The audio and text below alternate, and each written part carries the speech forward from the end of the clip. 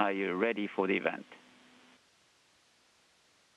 Houston, this is Station. We are ready for the event.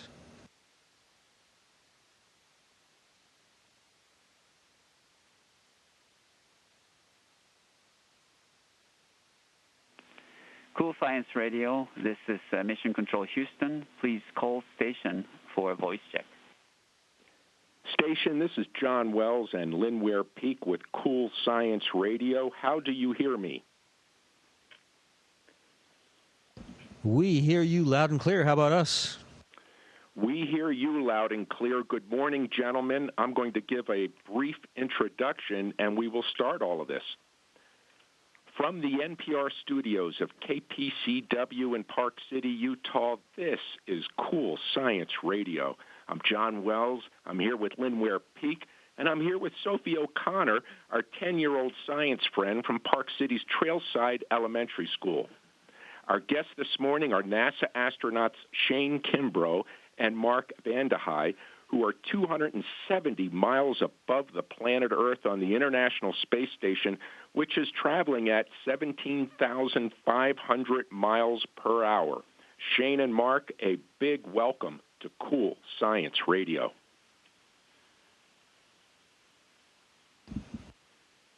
It's great to be here. Well, it's great to have you here, and we're delighted to have you on the program this morning. We have a bunch of science questions, but I want to ask a question that's not too sciencey.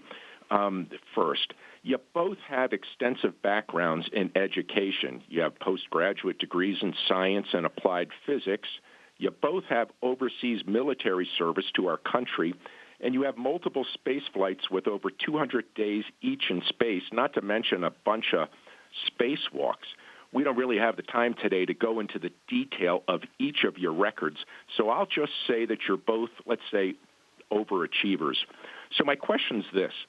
What informed and motivated you during your childhood that brings you front and center to America's space program today? Wow, that's a really good question. I would say a sense that if I wasn't doing well enough, that it was my responsibility to try harder, that I believed I really could do anything if I worked at it hard enough. Now, certainly as I got older, I realized that either there were some things that were beyond my capability or maybe the return on investment wasn't worth the effort. But certainly as a kid, I knew that it was all about the work I put into things that determined my success. Well, good morning to you. This is Lynn Ware Peak, co-host of Cool Science Radio, Shane and Mark. We're so excited to talk to you this morning. I wanted to ask you about technology. So as technology evolves and advances, even something like installing a new toilet can bring, well, I would say a much more comfortable way of life in the ISS. Can you tell us about this recent installation of the new toilet? I mean, even in the world of toilets, there have been many off-grid improvements. How does this translate when you're doing it in space? Well, toilets are very useful up here, just like they are on Earth. Mark and I have gotten, I guess, the pleasure of working a lot on the new one that we installed here probably about a month ago now. It is not functional yet. The hardware's in place. We're still working on a few things to make sure it's completely functional for the rest of the crew and us, but it's a nice capability. It's this toilet that we're testing out now, it actually is a test because it's going to be used on the Artemis missions, the missions going to the moon. So we want to test it out here, make sure it works really well for our colleagues that are going to be taking it to the moon later on. I'm Sophie O'Connor. I'm 10 years old from Park City's Trailside Elementary School. I'm honored to meet you today and to be here with Lynn and John Wells.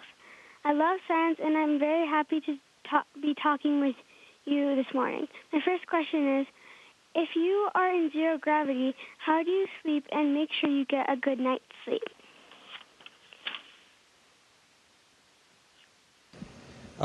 We all have sleeping bags, and for me, I just have my sleeping bag shoulders attached to the wall, and once I got used to floating while I'm sleeping, it's actually some of the most comfortable sleep you can get from my perspective.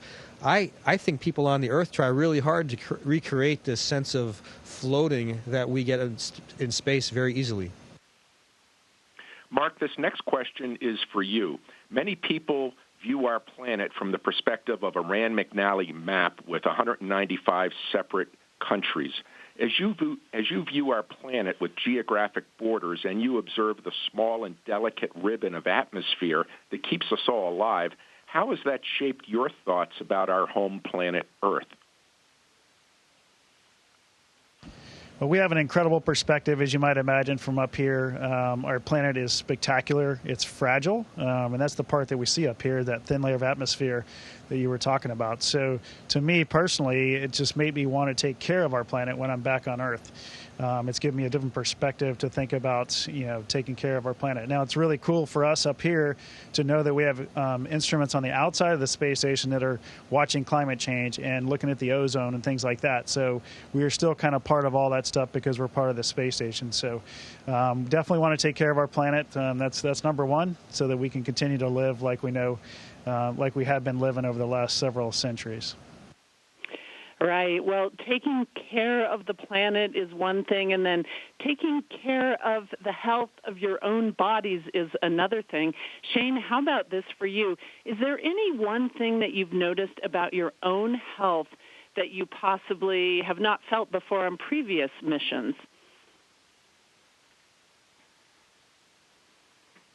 Well, I've done a long-duration mission before, so in general, things are pretty similar. I had a few aches and pains the first week or so as your body, or my body, was adapting and growing. We grow about, almost up to 2 inches sometimes when we get to space because we don't have gravity pulling down our spine. And so that gave me a little bit of a bit lower back pain the first couple of weeks, and it happened on both of my flights. This one, I don't feel anything different. I would say I'm a little older, of course, so maybe the workouts hurt me a little more, but I think that's about it. Do you have to worry about meteors or space junk hitting you in space? Fortunately, the developers of this spacecraft had that environment in mind, the fact that there is space junk that we could collide with, when they made the spacecraft. So it's designed to protect us from that. However, in the unlikely event that something actually does penetrate through the spacecraft and cause a depressurization, we train really hard to make sure we understand how to react to that so we can save ourselves and the spacecraft. So it's not something I worry about routinely because other people have put a lot of effort into making sure we're both ready for it and the spacecraft is ready for it. If you're just joining us on Cool Science Radio, a big welcome to our listening audience and also to the viewing audience from NASA TV. We are having a conversation with Shane Kimbrough and Mark Vande Hei, who are 270 miles above planet Earth and the International Space Station, which is traveling at 17,500 miles per hour. Shane, this question is for you. As you add new modules and functionality to the International Space Station, what does the future look like for the International Space Station?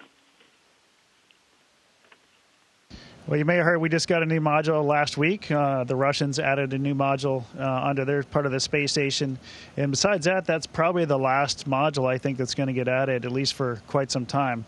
But all the things that are up here, and this place has grown since the first time I was here back in 2008, many modules have been added, and it's all really to either help people on Earth or help our future explorations. So all these modules that we're adding, we're trying to get technologies down and other things that are going to help us as we go to the moon and beyond. Oh, it's so exciting. And in talking about modifications that you're making to the space station, you had a few spacewalks back in June to put out new solar arrays. We put more and more solar arrays on our homes here in Park City and beyond.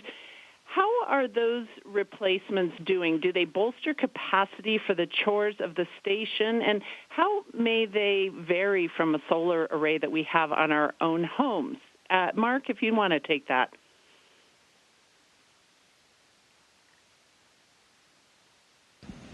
Sure, I'll take it. I got to highlight the fact that Shane actually went outside and did those EVAs. I was on the inside making sure they were well supported with the task to get them out the door. But those solar arrays are certainly improved technologies over the solar arrays that we had previously or that are still out there. And it increased the capacity of our energy generation system, or of our electrical power generation system. I would say a major difference between the solar arrays we have on the space station and the one that you might have on your roof is they don't have to be very rigid. The structures that hold them in this nice spread out shape aren't nearly as strong. I shouldn't say, I can't compare the relative strength of them, but they certainly take this environment in mind where we're all in a free fall together. So if the vehicle is going to thrust, we have to go ahead and make sure they're in a situation where they can withstand that motion, for example. And when you're doing a spacewalk, you got to make sure you don't push on it too hard so that you don't damage it just with your body flopping it around. Wondering, do you have a sunrise and sunset? And if not, how do you know when to go to sleep? Yeah, thanks for the question. We have 16 sunrises and sunsets every day, believe it or not, because we're going around the Earth every 90 minutes. So we do have some windows up here we can look out. There's two right behind us the shutters are closed right now. But that's one way we can monitor if the sun's up or down. We can also look on the computer. We have a map that'll kind of show you if the sun's out or not. But, how do you know when to go to sleep? We just know by our timeline. So everything's driven by Mission Control, and they tell us when to get up and when to go to bed. But in general, we get up about 6 a.m. and we go to bed about 10 p.m. Shane and Mark, we are very excited about the upcoming Artemis mission, and there are a number of pieces to it, including eventually having an orbital station that will be going around the moon, and then one day maybe going around Mars. How will the functionality of the orbital station around the moon and eventually Mars differ from the International Space Station, which orbits the Earth? That's another fantastic question. I'm really excited about that future. So home base for us is the Earth. And when vehicles leave the space station, they're returning to the Earth. When we have a vehicle in orbit around the moon, and some of those departures from that space station will be to the moon. So it's going to be a very different dynamic. That's going to be, instead of it being a place we come to as a final destination, it's going to be a waypoint en route to the moon. So I think that'll make it'll be a huge difference in the way we use the space station. That's really exciting. Talking about using the space station, I wanted to move in to talk about your female compatriot, shall we say, astronaut Megan Mcarthur. Can you talk about the relative benefits of having a female astronaut on board, and how often are they on board? Well, first of all, having Megan on board is incredible. She's such a great crewmate and friend, and keeps us all in line. Let me put it that way. But in general, diversity is inherently a great value, especially in our line of work. It's always great to have people look at situations and solve problems from different perspectives. So that's just another one that we're happy to have. I've been very fortunate on all three of my space flights to have several women on each flight. And we don't think of them as female and male. I think we just think of them as crewmates and astronauts and friends. Can you light a match or have a fire in outer space or in the space station? We can. In fact, inside the space station, we have some research we do on flames and combustion. We have a combustion facility. Because the fire triangle requires fuel, oxygen, and an ignition source, when you're out in space where there's no oxygen, you're not going to have a fire. But inside the space station where we need oxygen to survive, yes, you could have a fire. The nice thing for us up here, though, is it's actually hard to keep a fire going because on the ground, those combustion gases are hot and will rise because of buoyant forces, get shoved out of the way by those cooler, heavier, oxygen-rich gases, and the flame continues. But in space, we don't have those buoyant forces. Again, we're all in a free fall. So the flame will look much more like a sphere, and it's hard for those oxygen-rich gases to get inside that sphere of combustion gases. Shane and Mark, I have a question that either of you could answer, or both of you. and that is, what one question about science or spaceflight would you like to have answered that just has not been answered yet?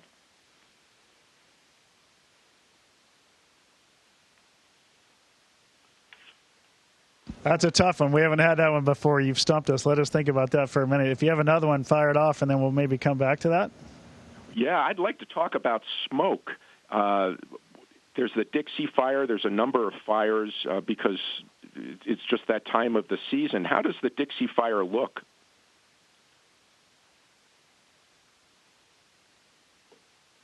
Yeah, we go around the planet, like we said, very quickly, and a lot of us are taking a lot of photography out of the windows, and over the last couple of weeks, we've seen fires everywhere, from the United States to Russia to Canada, and they look devastating from our perspective. Of course, we know what they're doing on the ground, and our hearts go out to all the people that are getting affected by those fires, of course.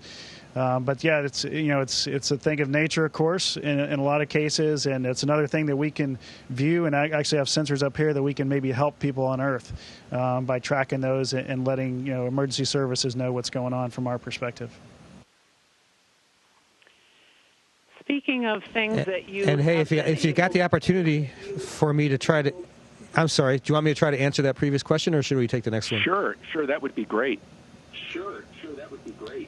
So a big question for us is making sure that astronauts, when they get to other planetary surfaces, be that the moon or Mars, especially if it's a long-duration flight like current technology will require to get to Mars, making sure that those people are healthy when they get there, because unlike when we land on the planetary surface, the Earth, we'll have a medical staff there waiting to take care of us. When we get to Mars and start exploring places that people haven't been before, we are not going to have anybody there to help us out. So we've got to figure out exactly what to do to keep people really healthy and what things we can expect them to do to take care of themselves as soon as they arrive. Well, that's a great answer, and it brings up another question about me. I mean, we're looking at the two of you on the screen right now. You are absolute specimens of health, and I'm wondering how you maintain that health. Let's talk a little bit about your diet. What type of diet do you have, and how much do you feel like diet really plays an important role in your health? Yeah, diet is very important up here, especially our diet and our exercise are what really keep us healthy. We're exercising about 2 hours a day, and we're on a diet where we're trying to hit a certain calorie amount every day, and we have a tracker. So everything that we pretty much put in our mouth, whether it's a drink or food, we're tracking it on an app that we have on our tablets, and we just kind of can check our progress throughout the day. And at the end of the day, hopefully we're around 100% of what we were supposed to get. And then by doing that over time, then it's going to make sure, for one, we don't lose any weight. So losing weight's not a good thing up here, especially if you lose quite a bit. But it also makes sure, as much as we're working out, we're getting enough nutrition to make sure our muscles and our bones are staying healthy. If you're just joining us on Cool Science Radio, we're having a conversation with NASA astronauts Shane Kimbrough and Mark Vande Hei, who are 270 miles above the planet and going pretty quickly, 17,500 miles per hour. Gentlemen, this is for either of you. I'm curious about these extensive experiments that you're all conducting on the International Space Station. Do you have a favorite experiment, or do you have an experiment that you're really looking forward to the results?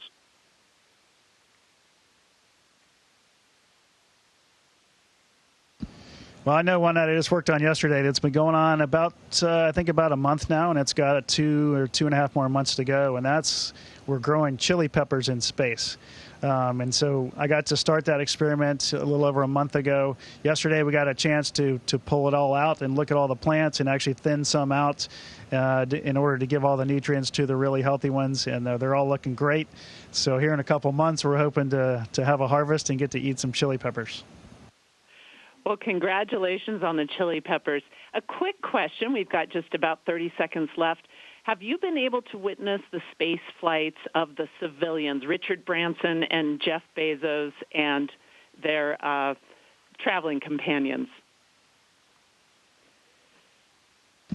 I personally have not, but I am cheering for them because we need those commercial space flights to be a success. That's a great agenda of NASA and to cooperate with folks, because we want there to be a space industry with people going to space, and NASA's going to go ahead and hopefully lead that frontier further and further out into the solar system. Shane and Mark, we want to thank you so much for joining us this morning on Cool Science Radio. We wish you continued success, and maybe we can talk again sometime, but thank you very much for joining us on the program.